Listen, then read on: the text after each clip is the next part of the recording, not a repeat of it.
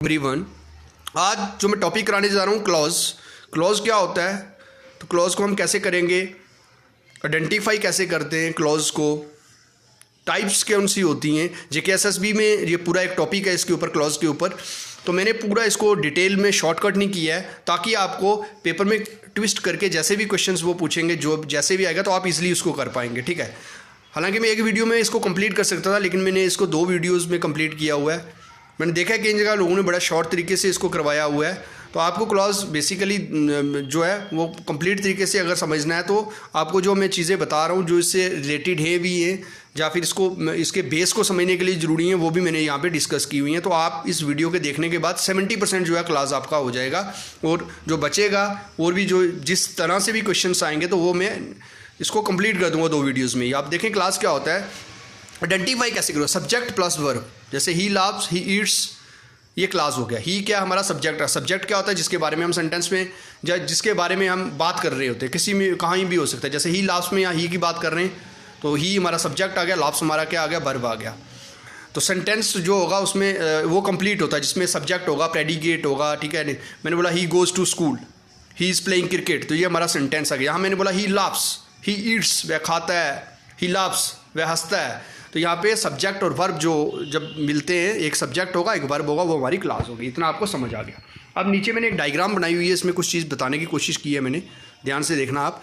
कि मैंने बोला है जहाँ पे आप देखेंगे कि क्लास जो होती है, क्या एक सेंटेंस होता है। एक अगर हमारे पास एक सेंटेंस है, कोई भी मैंने सेंटेंस लिखा हुआ है, मैंने बोला क्लास क्या होगी, जिसमें एक सब्जेक्ट होगा और एक वर्ब होगी। तो क्लास जो होती, एक सेंटेंस है, क्या सेंटेंस के अंदर क्लास होती है? यस, क्योंकि देखो एक सेंटेंस है, एक बड़ा सेंटेंस है, उसमें सब्जेक्ट भी होगा वर्ब भी होगा, इट मीन्स उसमें एक क्लास होती है। सब्जेक्ट सेंटेंस के अंदर क्लास होती है। अगर मेरे बताऊँ कोई 30 साल का है तो क्या वो 25 साल का था, क्या 20 साल का? तो 20-25 के बाद ही 30 आता है, उसके अंदर ही वो चीज़ें आ रही हैं। ठीक है, तो एक सेंटेंस जो होगा उसके अंदर ही क्लास आती है।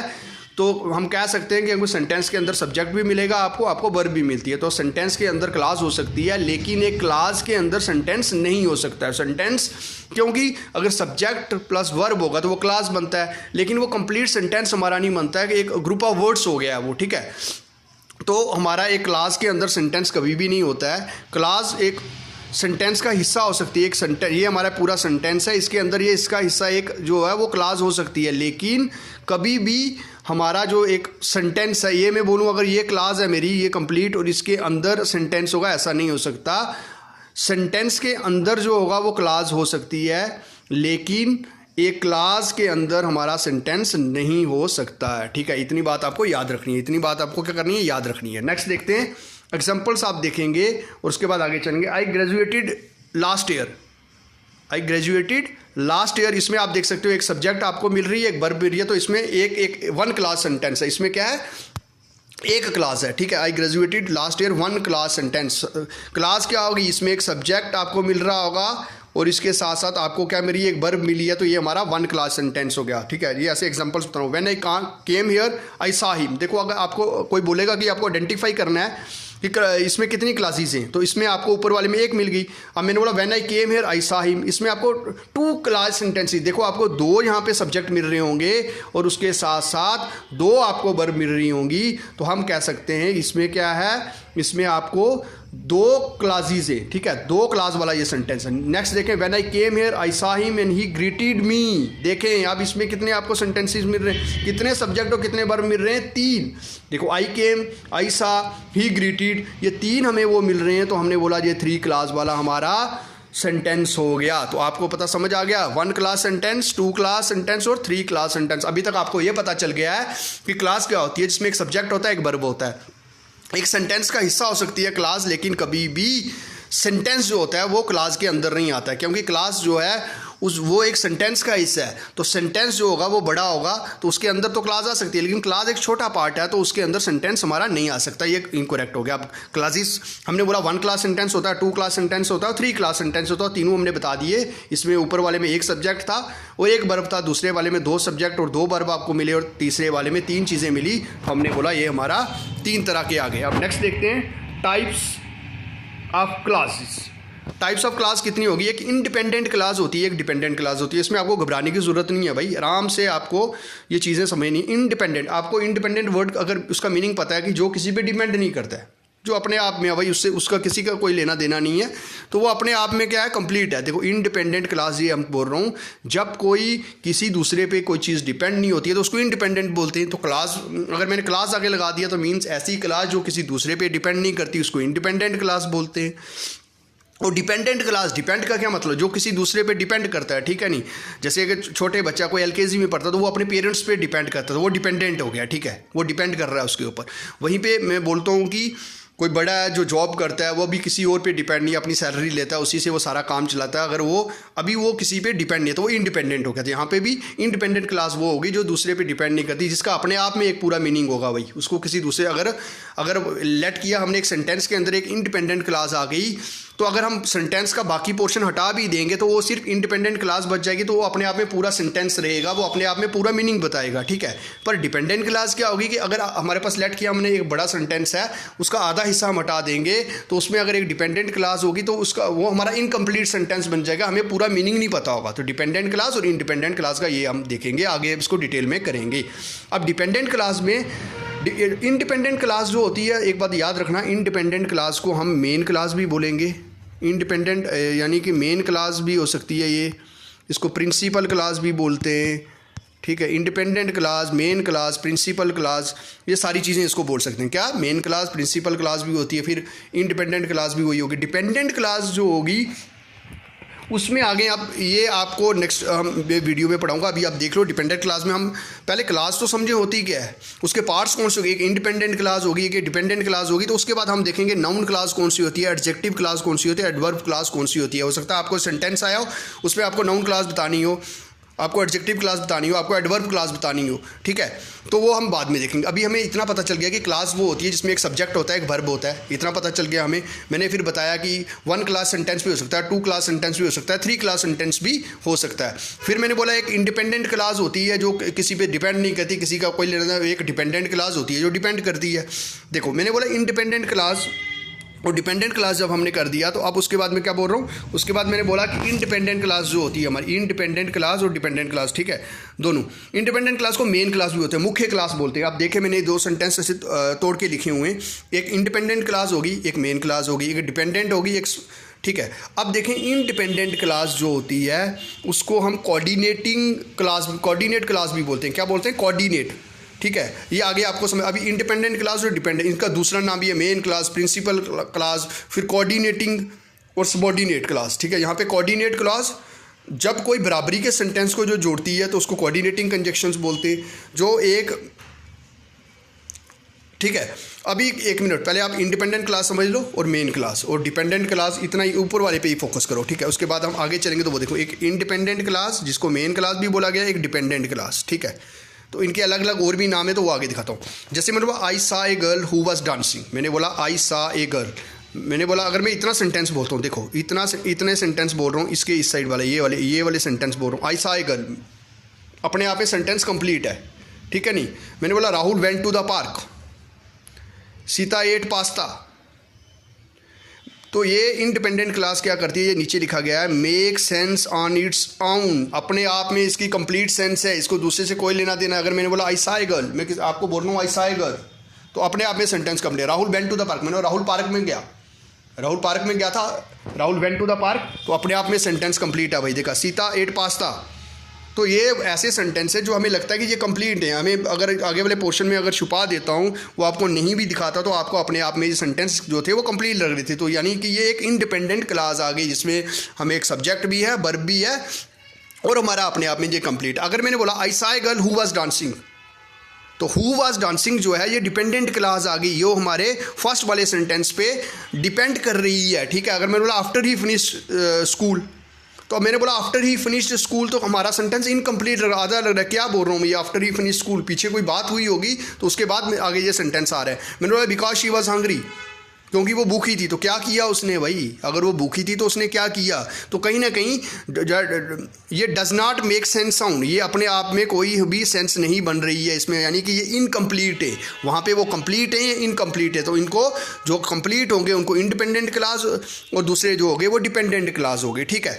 अब नीचे हम इसमें और सेंटेंस अभी आपको अब देखते हैं। अब आपने क्या करना, आपको होप इतना समझ आ गया होगा। तो अभी मैंने आपके लिए एक छोटी सी पहले यहाँ पे एक्सरसाइज रखी है, उसके बाद मैं आगे चलूँगा कि आपने मुझे बताना है कि इंडिपेंडेंट क्लास कौन सी है और इसमें, और डिपेंडेंट क्लास कौन सी। आप अपने आप से इसमें पढ़ लें और उसके बाद मुझे बताते जाएँ। उसके बाद 2 सेकंड के लिए मैं आपको टाइम देता हूँ, एक एक सेंटेंस पढ़ते जाएँ और उसके बाद मैं इसको बताऊंगा कि कौन कौन से हैं। आप इंडिपेंडेंट क्लास पहचानेंगे और डिपेंडेंट क्लास पहचानेंगे, बस इतना सा आपको काम करना है। I have an English exam tomorrow, मैं बोलता हूँ I have an English exam tomorrow. क्या आपको ये अपने आप में सेंटेंस कंप्लीट लग रहा है?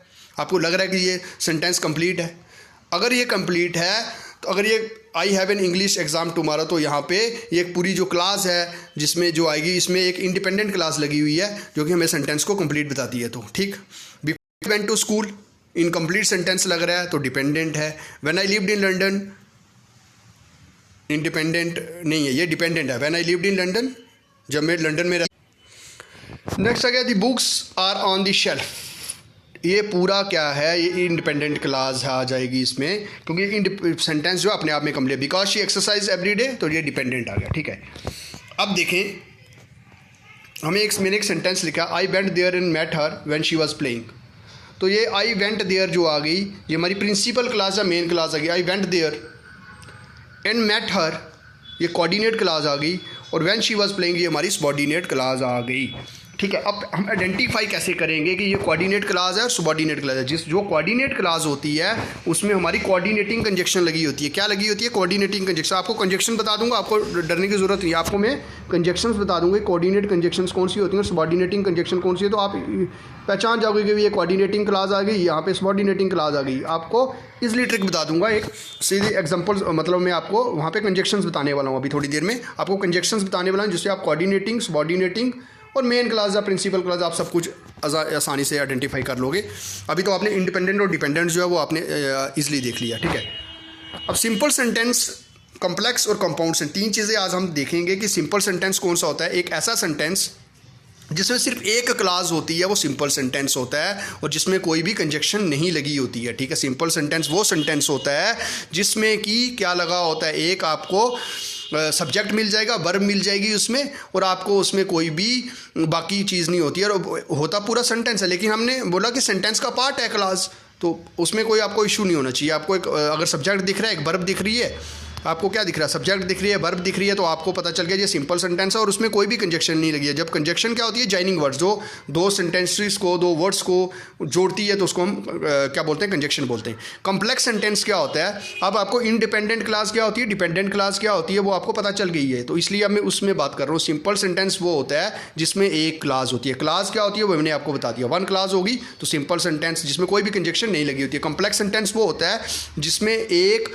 1 इंडिपेंडेंट क्लास होगी और एक डिपेंडेंट, एटलीस्ट मतलब 2 भी हो सकती हैं, लेकिन जिसमें आपको एक डिपेंडेंट क्लास मिलेगी और एक इंडिपेंडेंट क्लास, यानी कि एक हमारे पास ऐसा सेंटेंस होगा जिसमें एक पोर्शन जो होगा, एक आधा सेंटेंस अगर हम हटा देंगे तो अभी नीचे एग्जांपल आप देखोगे, एक 1 इंडिपेंडेंट क्लास और एक डिपेंडेंट क्लास। जैसे when the cake is brown remove it from the oven, तो when the cake is brown remove it from the oven, आप देखोगे इसमें जो फर्स्ट वाला सेंटेंस, ये वाला देखो, when the cake is brown, जब केक ब्राउन होगा तो क्या करना है हमने, देखो ये आ गई डिपेंडेंट, ये क्या आ गई डिपेंडेंट। अब आइडेंटिफाई भी करवा दूंगा आपको, कंजक्शन आगे बताऊंगा, तो आप इजीली पहचान लोगे कि कैसे आपको पता चलेगा कि ये जो है, ये आपको कैसे पता चलेगा ये डिपेंडेंट क्लास है। लेकिन अभी देखने से भी आपको लग रहा है when the cake is brown, जब केक ब्राउन होगा, इनकम्प्लीट सेंस बन रही है, तो ये होगी डिपेंडेंट क्लास। आगे वाली बात, remove it from the oven, अगर आप किसी को कोई चीज़ बोल रहे हो, किसी ने कोई चीज़ रखी, आप बोलते हो भाई remove it from the oven, तो अपने आप में ये कंप्लीट है, तो ये हो गया इंडिपेंडेंट क्लास। एक होगी डिपेंडेंट क्लास, एक होगी इंडिपेंडेंट क्लास, जिसमें एटलीस्ट 1 इंडिपेंडेंट क्लास होगी और एक डिपेंडेंट क्लास होगी,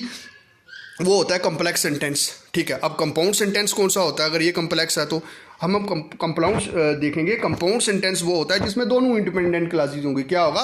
दोनों इंडिपेंडेंट क्लासेज होंगी, जिसमें क्या होगा? दोनों इंडिपेंडेंट क्लासेज। आगे मैंने सेंटेंस दिए हुए हैं, आपको इजीली समझ आ जाएगा अभी। अब दूसरा तरीका मैंने आपको बोला था कि इसमें एक इंडिपेंडेंट क्लास होती है, एक डिपेंडेंट क्लास होती है। इंडिपेंडेंट क्लास को हम मेन क्लास भी बोलते हैं। क्या क्या बोलते हैं? देखो, इंडिपेंडेंट क्लास को हम मेन क्लास भी बोलते हैं, उसमें उसी को मेन क्लास बोलेंगे। वही स्कूल का प्रिंसिपल जो होता है वो मेन होता है, तो उसको प्रिंसिपल क्लास भी हम बोलते हैं, प्रिंसिपल क्लास भी बोलते हैं। ठीक है। अब उसमें क्या लगा होता है, जब भी दो बराबरी के सेंटेंस को जोड़ने का काम करेगा, ठीक है, तो वो इंडिपेंडेंट क्लास में जब हमारे जो कंपाउंड सेंटेंस होता है, कंपाउंड सेंटेंस में क्या होता है, हमारे कंपाउंड सेंटेंस को ज्वाइन करने के लिए, कंपाउंड सेंटेंस कब बनता है? जो हमारे दो इंडिपेंडेंट क्लासेस आपस में मिलेंगी तो वो कंपाउंड सेंटेंस बनाएंगी। जब एक, ठीक है, दो कंपाउंड जब मिलेंगी तो वो क्या बनाएंगी? इंडिपेंडेंट बनाएंगी। ज्वाइनिंग कंजक्शंस जो होंगी उसमें इंडिपेंडेंट क्लास ये किसी से जुड़ी होंगी, कंजक्शन होगी, उन कंजक्शंस को हम बोलते हैं कोऑर्डिनेटिंग कंजक्शंस। क्या बोलते हैं? कोऑर्डिनेटिंग। जैसे आपको सिर्फ पढ़ना है भाई, आपको आगे जो चीज़ें आएंगी बस आपको ये दिमाग में होगा तो आपका इजीली हो जाएगा। कोऑर्डिनेटिंग कंजक्शंस हम इनको बोलते हैं। आप देखते हैं कोऑर्डिनेटिंग कंजक्शंस में आपको जो बताने जा रहा हूँ ये आपको याद रखने का तरीका क्या है भाई? जो कंपाउंड सेंटेंस बनाने वाली कंजक्शंस हैं उनको कोऑर्डिनेटिंग कंजक्शंस बोलते हैं। उनको याद रखने का तरीका है, आप याद रखोगे फैन बॉयज़। क्या याद रखोगे? Fan boy. यहाँ स्टिल नहीं है भाई, सो है। क्या? सो। ठीक है। फैन बॉयज़, एफ से फॉर, एंड, नॉर, बट और जेट। अगर ये देखो इनमें से कोई कंजक्शन लगी होगी, इनमें से कोई कंजक्शन लगी होगी फैन बॉयज़ की, तो आप समझ जाओगे ये हमारी कौन सी क्लास है? ये इंडिपेंडेंट क्लास है। कौन सी? Independent clause. और ये कोऑर्डिनेटिंग क्लास, जिसको कोऑर्डिनेटिंग कंजक्शन से मिलके बनती है। किससे बनती है? कोऑर्डिनेटिंग कंजक्शन जो होते हैं वो दो इंडिपेंडेंट क्लासेस को जोड़ते हैं। तो ये आप देख लोगे। फैन बॉयज़ आपको समझ आ गया, आपने देखते आइडेंटिफाई कर लिया। अभी आगे सेंटेंस बताऊँगा आपको, बिल्कुल डाउट क्लियर हो जाएगा। आपका जो डाउट है वो बिल्कुल क्लियर हो जाएगा कि आप कैसे आइडेंटिफाई को करोगे। ठीक है।